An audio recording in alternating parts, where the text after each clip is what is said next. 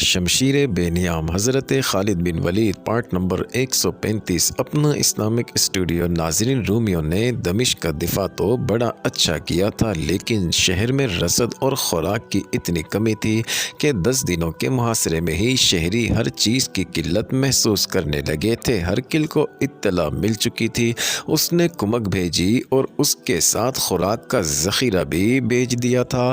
ناظرین، زرار بن الازور کو بتایا گیا کہ رومی فوج کے ساتھ مال و اسباب بے حساب آ رہا ہے، تو زرار نے جوش میں آ کر حسب معمول زرہ خود اور قمیض اتار پھینکی اور نیم برہنہ ہو کر انہوں نے اعلان کیا کہ بہت موٹا شکار آ رہا ہے۔ رومی جب پہاڑیوں میں آئے تو زرار کی للکار پر مجاہدین اسلام گھات سے نکل کر رومیوں پر ٹوٹ پڑے۔ ناظرین، توقع یہ تھی کہ رومی اچانک حملے سے گھبرا کر اور بوکھلا کر بھاگ اٹھیں گے، لیکن ان کا رد عمل ایسا بالکل نہیں تھا۔ انہوں نے یہ چال چلی کہ پیچھے ہٹنے لگے اور درہ عقاب کے قریب اس جگہ جا رکے جو ہموار میدان تھا اور یہ پہاڑی کی بلندی تھی۔ انہوں نے سامان کی گاڑیاں پیچھے بھیج دیں اور ان کے پیچھے کی فوج آگے آ گئی۔ ناظرین، ان کی تعداد مسلمانوں سے دگنی تھی اور ان کے انداز سے صاف پتہ چلتا تھا کہ مسلمانوں کا یہ حملہ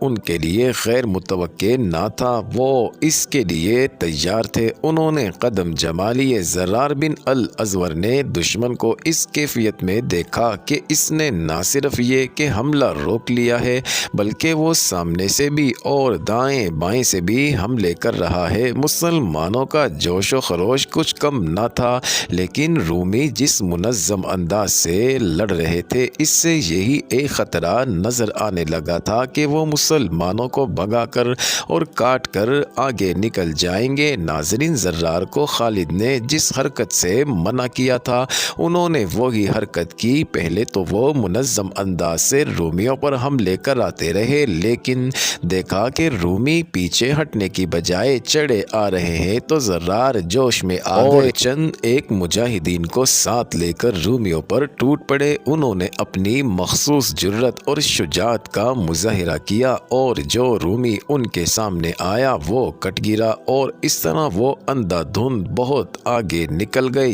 یہ ہے برہنہ جنگجو، کسی رومی نے نعرہ لگایا۔ یہ کوئی سالار ہو سکتا تھا، اس نے للکار کر کہا، گھیرے میں لے لو، اسے زندہ پکڑو۔ ناظرین، زرار نیم برہنہ ہو کر لڑنے اور دشمن کو ہر میدان میں حیران کن نقصان پہنچانے میں اتنے مشہور ہو گئے کہ ان تاکیہ تک ان کی شجاعت کے چرچے پہنچ گئے تھے۔ رومیوں نے اس نیم برہنہ جنگجو کو پہچان لیا۔ ناظرین، زرار کے دائیں بازو میں ایک تیر لگ چکا تھا۔ مورخوں نے لکھا ہے کہ زرار کے جسم پر 2 زخم اور بھی تھے۔ بہرحال ان کے بازو میں تیر اترنے پر سب متفق ہے۔ ناظرین، زرار نے تیر کھینچ کر بازو سے نکال پھینکا۔ تیر نکالنا بڑا ہی اذیتناک ہوتا ہے، وہاں سے گوشت باہر نکل آتا ہے، لیکن زرار بن الازور عاشق رسول صلی اللہ علیہ وسلم تھے۔ وہ تو جیسے اپنے جسم اور اپنی جان سے دستبردار ہو گئے تھے، یہ تیر اور تلواریں تو جیسے ان کا کچھ بگاڑ ہی نہیں سکتی تھی۔ ناظرین، رومیوں کا تیر کھا کر انہوں نے تیر یوں نکال پھینکا جیسے ایک کانٹا نکال پھینکا ہو۔ ان کا دایاں ہاتھ تلوار کو مضبوطی سے تھامے رہا اور رومی کٹتے اور گرتے رہے، انہیں زندہ پکڑنے کا تہیا کر چکے تھے۔ انہوں نے زرار کے آدمیوں کو جو ان کے ساتھ آگے نکل گئے تھے بکھیر کر الگ الگ کر دیا اور زرار کو گھیرے میں لے لیا۔ ناظرین، اس موقع پر انہیں 1 یا 2 زخم آئے، آخر کئی رومیوں نے مل کر انہیں پکڑ لیا اور انہیں باندھ دیا۔ ناظرین، رومی بلند آواز سے چلانے لگے، مسلمانوں، تمہارا سالار ہمارا قیدی ہو گیا ہے، ہم نے تمہارے ننگے سالار کو پکڑ لیا ہے، ہم شہنشاہ ہرکل کو تحفہ دیں گے۔ ناظرین، رومیوں کی للکار بلند ہوتی جا رہی تھی۔ وہ ٹھیک کہتے تھے، شہنشاہ ہرکل کے لیے زرار سے بڑھ کر کوئی اور تحفہ اچھا نہیں ہو سکتا تھا۔ رومی انہیں باندھ کر پیچھے لے گئے۔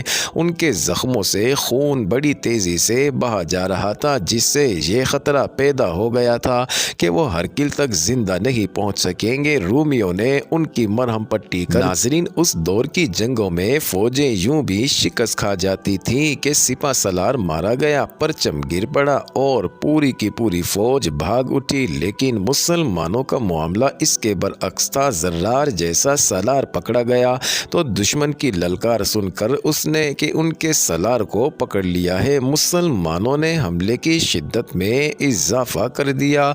वो लपके हुए शोले और कड़कती हुई बिजलियां बन गए। राफे बिन उमेरा जरार के नाइब सलार थे। नाज़रीन, उन्होंने गरज कर ऐलान किया कि अब कमान इनके हाथ में है। नाज़रीन, इन्होंने सामने से रूमियों पर हमले भी कराए, खुद भी हमलों की क़यादत की और दुश्मन की सफ़ों को तोड़कर आगे जाने की कोशिश की। लेकिन रूमियों की सफ़ें मिलकर बड़ी मजबूत दीवार बन गई थी। राफे जर्रार को रिहा कराने की कोशिश में थे, लेकिन इनकी कोशिश कामयाब नहीं हो रही थी। मुसलमान अपने सलार को दुश्मन से छुड़ाने के लिए जान की बाजी लगाए हुए। नाज़रीन, दोपहर से जरा बाद का वक्त था। खालिद दमिश्क के इर्द गिर्द घूम फिर कर जायजा ले रहे थे कि दीवार कहीं से तोड़ी जा सकती है या नहीं। दो सालार उनके साथ थे। खुदा की कसम, दमिश्क हमारा है, खालिद ने कहा। रूमियों को कुमक नहीं मिल सकती। जर्रार और राफे उनकी कुमक को भगा चुके होंगे। नाज़रीन, खालिद चुप हो गए। एक घुड़सवार उनकी तरफ तेज आ रहा था। कासिद मालूम होता है, खालिद ने कहा और घोड़े को एड़ लगाकर उसकी तरफ बढ़े। सलार आला, घुड़सवार ने घोड़ा उनके करीब रोक कर कहा। रूमियों ने जर्रार बिन अल अज़वर को पकड़ लिया है। इब्ने उमैरा ने उनकी जगह ले ली है। उन्होंने इब्नुल अज़वर को रिहा कराने की बहुत कोशिश की है, लेकिन रूमियों की तादाद इतनी ज़्यादा है कि हम नाकाम हो गए हैं। इब्ने उमैरा ने मुझे इस पैगाम के साथ भेजा है कि कुमक के बगैर हम रूमियों को नहीं रोक सकेंगे। क्या मैंने उसे मना नहीं किया था कि अपने आप को काबू में रखना? खालिद ने बरहमसा होकर कहा। रूमी हमारे इतने कीमती सलार को नहीं ले जा सकते। नाज़रीन, खालिद ने तमाम सलारों को बुलाया और उन्हें जर्रार की गिरफ्तारी और रूमियों के सामने मुसलमानों की कमज़ोर हालत के मुतालिक बताया। मैं खुद इब्ने उमैरा की मदद के लिए जाना चाहता हूँ, खालिद ने कहा, लेकिन मुहासरा कमज़ोर हो जाएगा। रूमी बाहर आकर तुम पर हमला कर देंगे। हमारी नफरी पहले से कम होकर रह गई है। अगर मैं नहीं जाता और मैं कुमक नहीं भेजता तो हमारे 5000 सवार मारे जाएंगे और रूमियों की कुमक सीधी यहाँ आकर हल्ला बोल देगी। बता सकते हो मुझे क्या करना चाहिए? राफे की मदद को पहुँचना और रूमियों की कुमक को रोकना ज़्यादा ज़रूरी है, अबू उबैदा ने कहा। इब्ने वलीद, तू समझता है कि तेरा जाना ज़रूरी है तो अभी चला जा।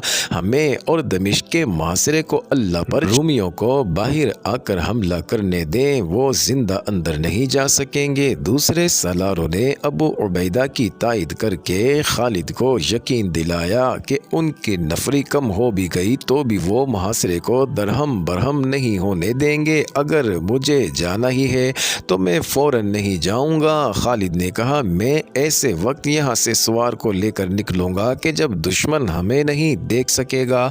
अबू उबैदा, मेरी जगह ले ले। मैं आधी रात के बाद 4000 सवार लेकर निकल जाऊंगा। तुम सब पर अल्लाह की सलामती हो, अल्लाह तुम्हारा हामी और नासिर हो। 4000 सवारों की तैयारी की हालत में अलग कर दो और इन्हें बता दो कि आधी रात के बाद रवाना होना है।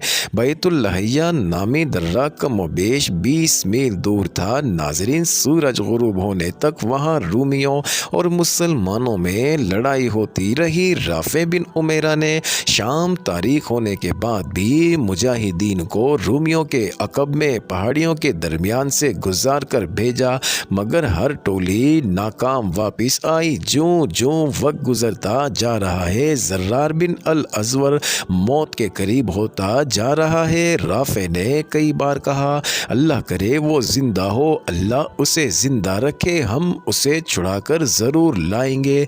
नाज़रीन, रात गुजर गई। सुबह का उजाला अभी पूरी तरह नहीं निखरा था कि खालिद 4000 सवारों के साथ राफे के पास पहुंच गए। मोअज़्ज़िज़ नाज़रीन, ये इंटरेस्टिंग वीडियो जारी है। अगली वीडियो किस्त नंबर 136 में देखना मत भूलिएगा।